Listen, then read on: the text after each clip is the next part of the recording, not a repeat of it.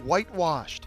The police report from the night 26-year-old Breonna Taylor was shot dead by cops is practically blank.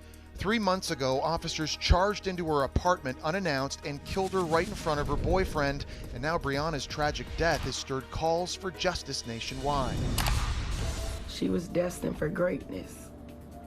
I hate she had to go through this to prove it. The incident report from the night Breonna Taylor was gunned down provides few details from the fatal shooting that sparked protests in Louisville, Kentucky, and across the country. Say her name! Breonna Taylor! As for her injuries, the report lists them as none, even though she was shot 8 times.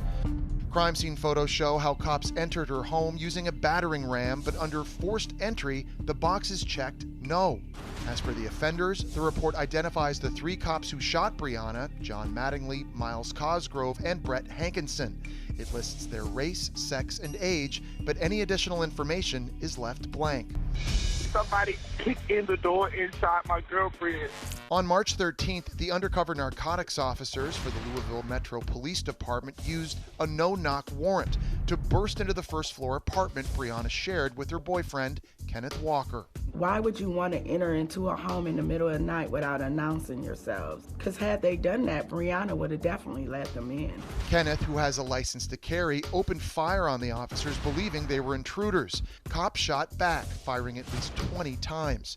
Oh my God! Check to see where she's been shot at. Okay. Turns out cops were looking for a drug dealer who was already in police custody. The officers are still on the force. No charges have been filed.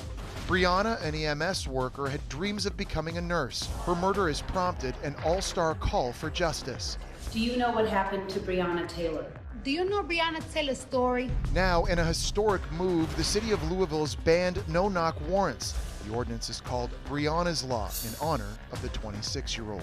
I know if Breonna was here today, she'd be looking down thinking, I'm making history.